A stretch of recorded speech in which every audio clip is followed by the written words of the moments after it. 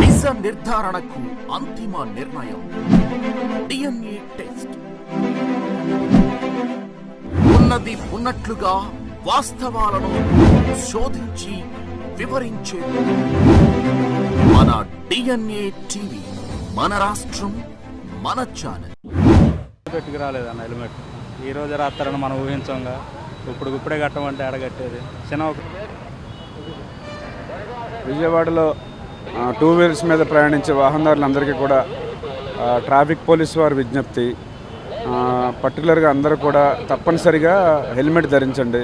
ఎందుకంటే మీ యొక్క ప్రాణం మీద ఆధారపడి మీ ఫ్యామిలీ మెంబర్స్ ఆధారపడి ఉంటారు. ఎందుకంటే ఒక్కసారి మనిషి చనిపోతే కనుక ఆ ఫ్యామిలీ పరిస్థితి ఏ విధంగా ఉంటుంది అనేది మేము చాలా సందర్భాల్లో, ఎందుకంటే ఆ ఫ్యామిలీ చాలా ఇబ్బందులు పడుతూ ఉంటుంది యాక్సిడెంట్లో మనిషి చనిపోతే. ఎందుకంటే ఎక్కువ ఇంజరీస్ అనేవి వేల కొద్ది మరణాలు హెడ్ ఇంజరీస్ వల్ల అవుతున్నాయి. దానికి ఆల్టర్నేటివ్ అనేది ఉండదు.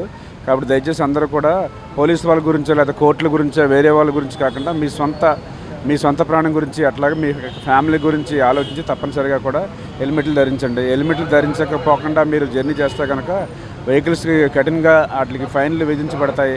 అట్లాగే వాహనాలను కూడా సీజ్ చేయడం అనేది జరుగుతుంది. కాబట్టి తప్పనిసరిగా మీ గురించి ఎవరికాళ్ళు సెల్ఫ్గా ఆలోచించుకొని హెల్మెట్ ధరించాల్సిందిగా కోరుచున్నాం.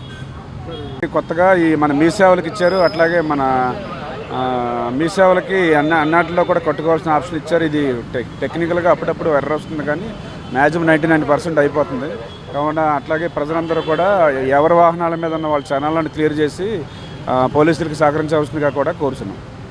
ప్రస్తుతానికి నిర్మలా జంక్షన్ దగ్గర వెహికల్ చెకింగ్ చేస్తున్నాం. ఇందులో భాగంగా ఒక 37 వెహికల్స్కి ఫైన్లు విధించడం జరిగింది.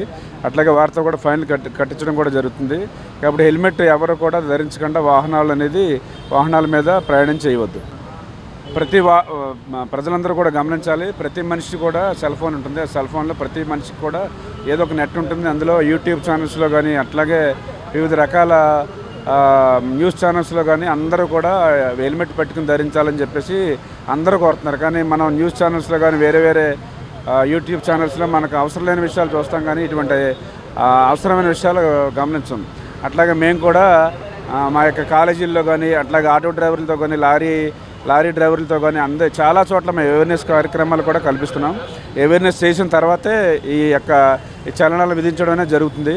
కాబట్టి దయచేసి అందరూ కూడా సెల్ ఫోన్లు గట్రా చూసేటప్పుడు ఒక మనిషి యాక్సిడెంట్కి గురైతే ఆ ఫ్యామిలీ ఏ విధంగా ఇబ్బంది పడుతుంది అనేది ఒకసారి యాక్సిడెంట్ అనేవి చూస్తూ ఉంటే కనుక అందరికి కూడా భయం వస్తుంది. కాబట్టి దయచేసి అందరూ కూడా గమనించి హెల్మెట్ ధరించాల్సిందిగా కోరుచున్నాం.